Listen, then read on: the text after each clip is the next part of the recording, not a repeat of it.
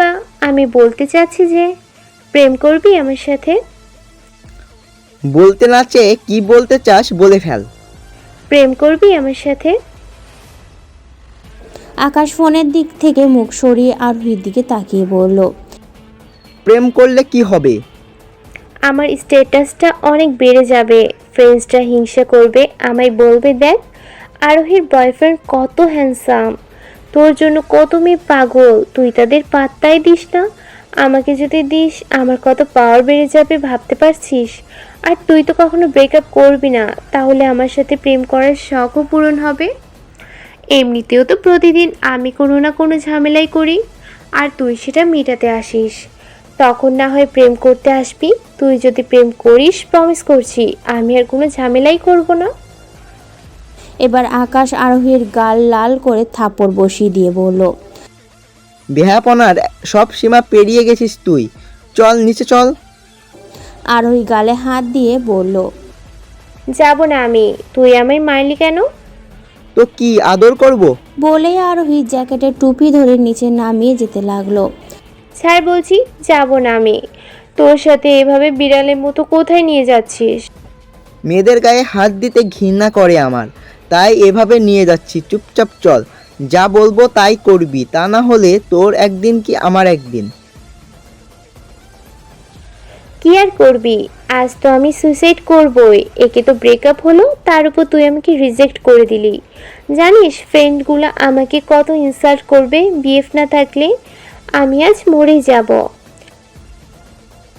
আকাশ আরোহীকে নিয়ে সিঁড়ি দিয়ে নিচে নামছিল। আরোহী এটা বলার পর আকাশ একটু থেমে ধাক্কা দিয়ে আরোহীকে নিচে ফেলে দিল। আ কয়েকটা সিঁড়ি পড়ে গিয়ে থামলো, কিন্তু হাতে ছিলে গেছে, পায়েও ব্যথা পেয়েছে। আরোহী কান্না জুড়ে দিয়েছে, কাঁদতে কাঁদতে বলল, কি করলে এটা? ফেলে দিলাম। কেন?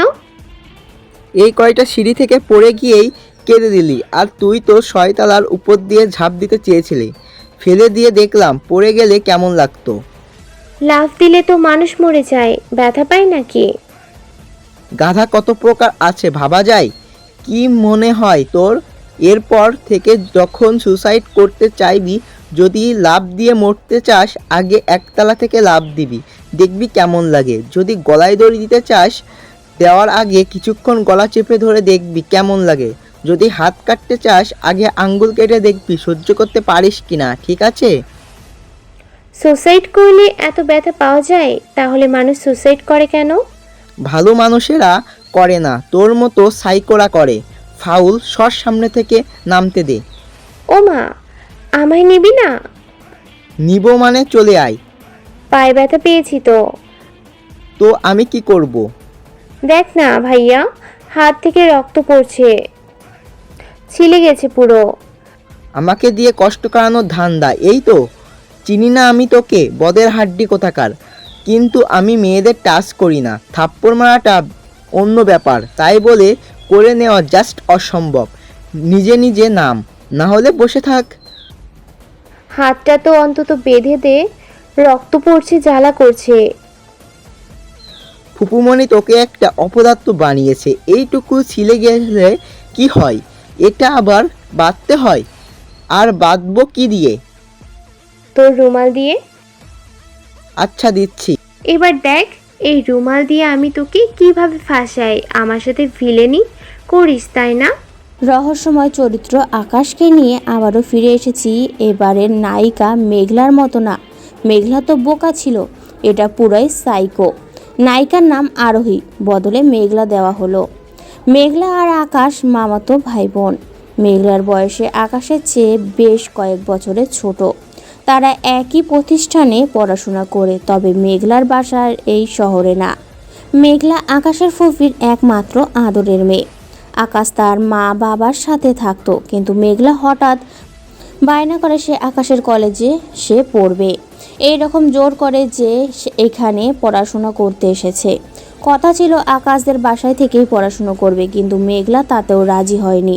সে একটা বিলাসবহুল হোটেলে এসে থাকে। সে একটা বিশাল বহুল হোস্টেলে এসে থাকে। মেঘলা আসলেই বাসায় থাকতে চায়নি, কারণ সেখানে থাকলে শাসনের মধ্যে থাকতে হবে। মেঘলা খুবই জেদি, অগোছালো একটা মেয়ে, নিজে যা ঠিক করে তাই করে। অপরদিকে আকাশ ফিটফাট, গুড লুকিং, স্বভাবে বেশ শান্তশিষ্ট, খুব ভালো স্টুডেন্ট, সহজে কারোর সাথে কথা বলে না, সবসময় নিজের মুড নিয়েই থাকে। চুপচাপ থাকাই তার বৈশিষ্ট্য, দেখতেও খুব হ্যান্ডসাম। মোট কথা, যত রকমের ভালো গুণ থাকা সম্ভব তার সবগুলি আকাশের মধ্যে বিদ্যমান। তবে মেঘলা যেই দিন থেকে এখানে এসেছে সেই দিন থেকে আকাশের জীবনের তেজপাতা করে দিয়েছে। মেঘলা কখন কি করে তার কোনো ঠিক নেই, আর যখন ঝামেলা আসে সব আকাশের ঘাড়ে চাপিয়ে দেয়।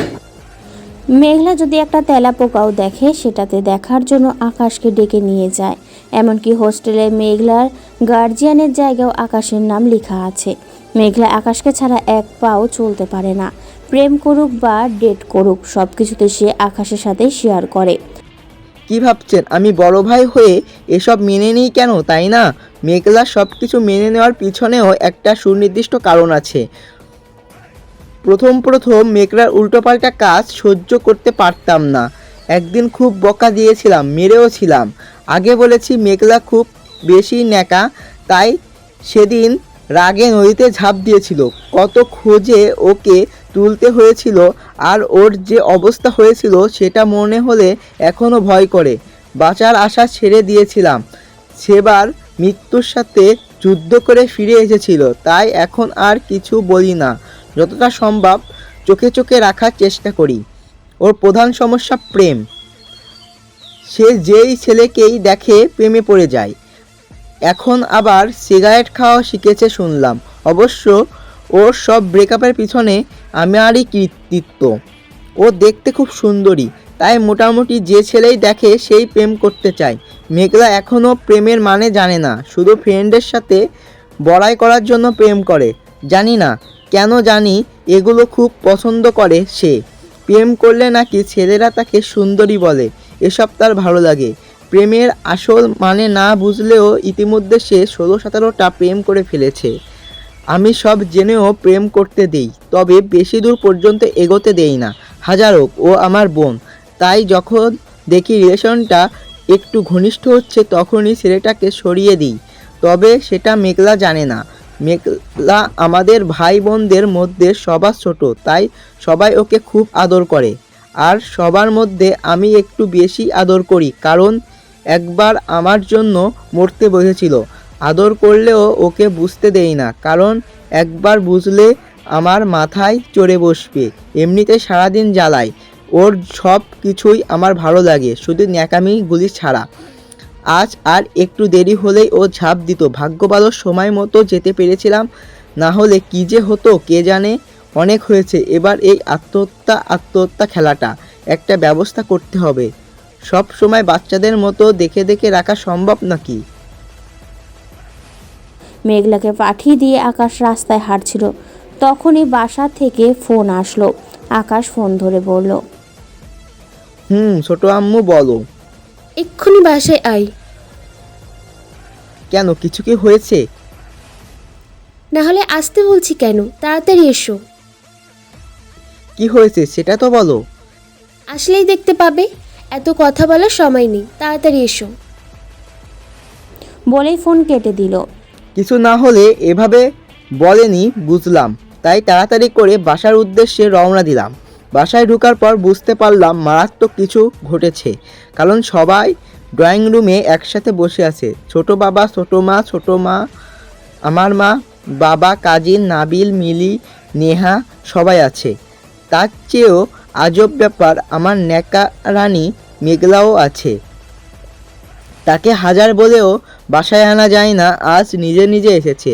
আমি যাওয়ার সাথে সাথে থমথমে পরিবেশ সৃষ্টি হলো। যদিও বাসায় আমাকে কেউ কিছু একটা বলে না, কারণ আমি বাসায় সবার বড় ছেলে, আর আমি উল্টোপাল্টা কাজ খুব কমই করি।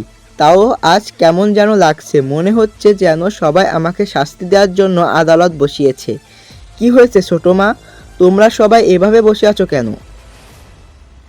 কি হয়নি তাই বল আকাশ, তুই কি এখনো ছোট আছিস? থামো সেরেন, তুমি যে কি শাসন করতে পারবে বুঝেছি। তুমি শুধু আদর করতে পারো। এই তোর এত সাহস হয় কি করে? মেঘলাকে মারিস।